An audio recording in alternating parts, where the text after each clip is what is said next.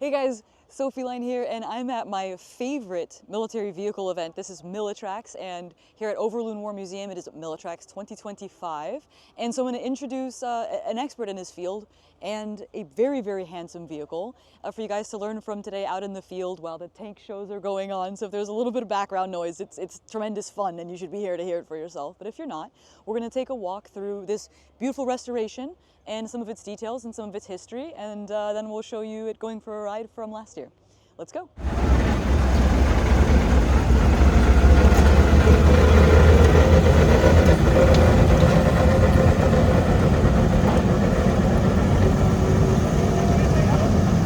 Good afternoon, I'm Dmitry from my own Bushmakov Restoration. I'm collector and history vehicle nerd.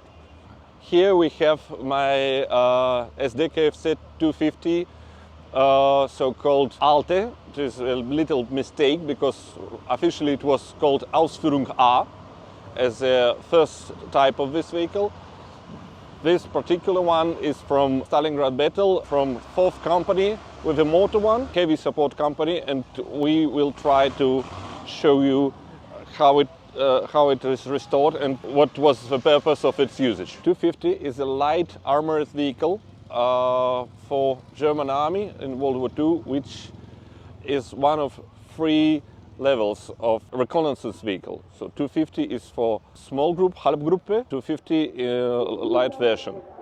Light, it's not so light, it's 5 ton.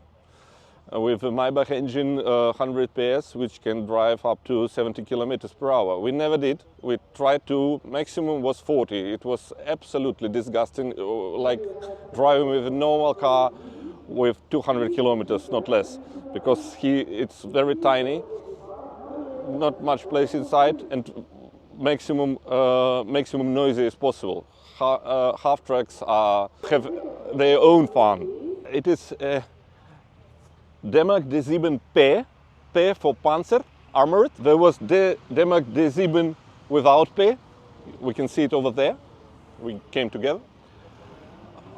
This is a shorter version, which made ability to move maximum quickly and smooth everywhere. This exact vehicle was in 64 motorcycle battalion. So it was written as a motorcycle, but battalion was equipped as a Panzerschützenkompanie with 250s to distract enemy reconnaissance, to make enemy thinking that will come motorcycles, but they had this against them. Here K for Kleist, M from Gruppe Manstein, motorcycle emblem, and the emblem of 14th Tank Division. It's number plate, some hits. This is original, and on the back we restore it basing on them, so you can see it more bright. Let's go and I describe you what it is. Here is the same on as on the front, but newly made. Motorcycle emblem, group emblem, and emblem of division. 14th Tank Division was built up in Dresden and went to Stalingrad. They were exactly in town in Stalingrad battle, but motorcycle battalion, which was equipped with this exact vehicle, had a great luck. They were sent out 2 days before the closing of Kessel, encirclement. That's why it went out of the Stalingrad city and wasn't destroyed there. It was destroyed after, near town Kalach. After the war, it was in a big valley down, and they built up a dam. It was covered with the water, and that's why it could be conservated and found later. So we have a hit with 45 mil gun, probably Soviet. When we were restoring it, we left one, but it was hit 5 times. I'll show you the spots.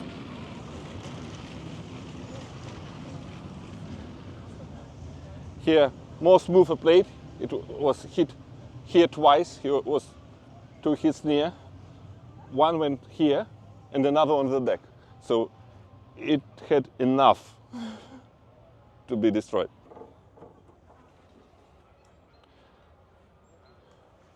When it was found, it was with its original lower plate, which we have seen that it was built only for mortar. That was the second answer why it has number 4 here, for fourth company. Only 4 companies were heavy companies with heavy machine guns and mortars. It was a support vehicle, not on the edge of the attack. So we rebuilt with the original mortar, but not belonging to this exact vehicle. Here we have Notek light, Nachtmarschgerät, the special light every German vehicle had starting the Second World War, with ability to be used in day and night. It goes green for night and red for day, with stop sign. Driver of a next vehicle, when it's too close, he sees all the green lights. When it's not close enough, he sees only 2. So that's made against air raid. And from below, it can light or not number plates. Number plates are original, made from the ones which we had on the front. When it was found, the rest was visible but not so well. And what's funny is it has here stampings. One is a bit smashed. It was so an original one because they were in hurry when listing many vehicles. It was one of 40 in the battalion. Here it has a spare mortar bottom plate. It brings with it all the motor equipment to operate without the vehicle. So in case vehicle breaks down, motor crew can take all the stuff out and keep going with the war by bad foot. So this crane is a main holder for machine gun. Standard versions of 250 and 251 have always MG 34 or 42 as a main equipment in the shield, or as an anti-aircraft with a leg. But here we cannot build the shield because we have a mortar, and they managed transport position for MG. It was only on the motor vehicles. Transport position for MG, which could be used also in the MG leg for anti-aircraft objectives. This box is on the right. It's a special equipment only on Stalingrad battle vehicle. We were very curious what it is, because when it was found, we had the rest of them in very smashed bad condition.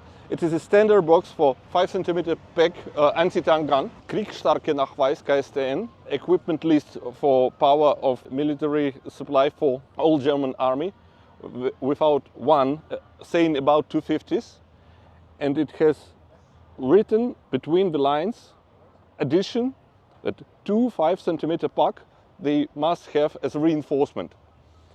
But this list always including every type of weapon and every type of vehicle bringing this weapon. But there's no word about vehicle for bringing pack. So I assume that these boxes were for ammunition for pack, which was brought by other 250s. They didn't have a vehicle for ammunition carrier, so they divided all ammunition between different neighbor vehicles to have ability to feed them. And as it is fourth company, which is made for support the other ones, they need something to defend themselves. That's why pack was given to them, because when they are alone with mortar, they cannot attack vehicle enemy directly, and with pack they do. We replaced them in better condition one, but absolutely the same as was when it was found. See? Yeah. Plate nicht lassen. Is a key and the button. You push a key in, and then push button will go red, and then push button it will start. But at the same moment, please push clutch, because otherwise it will shake. Try.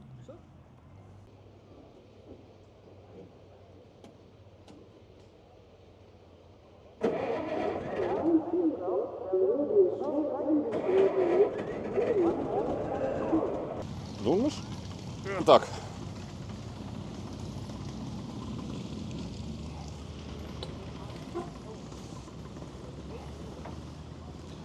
You can see the fan from here.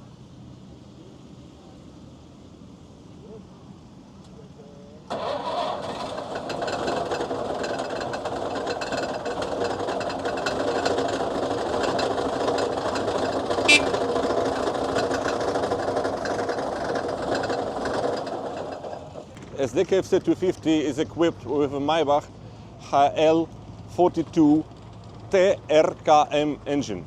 It is a common type of engine, HL42. It was used in Pensi 1, version B, in Sdfkz 11, Sdfkz 3 ton, Sdfkz 10 1 ton, and 251 Halftrack.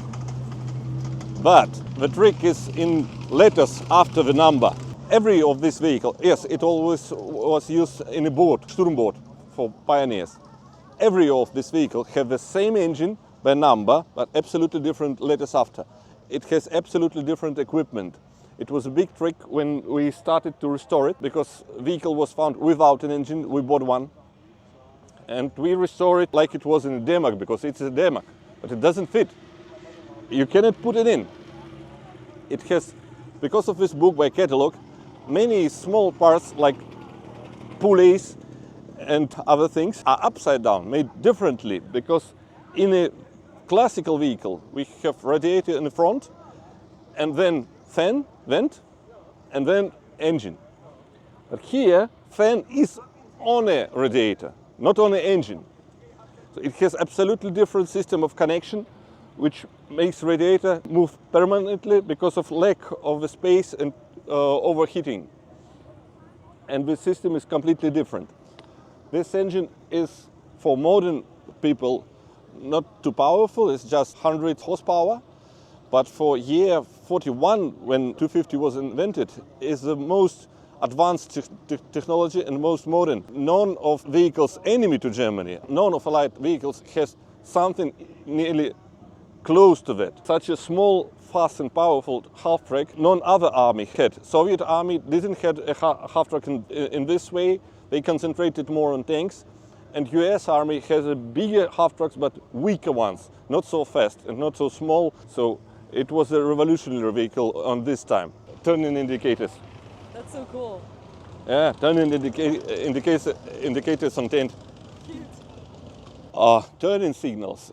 It's fun for us and safety for everyone. 250 and 251 is a road vehicles. They have a road registration, the number plates, and on one hand it is a tank, on another hand it is a car.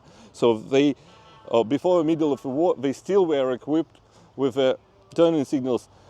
Only from second version they didn't have them anymore, because mostly they drove in the fields and in the woods, never in a town where they need them.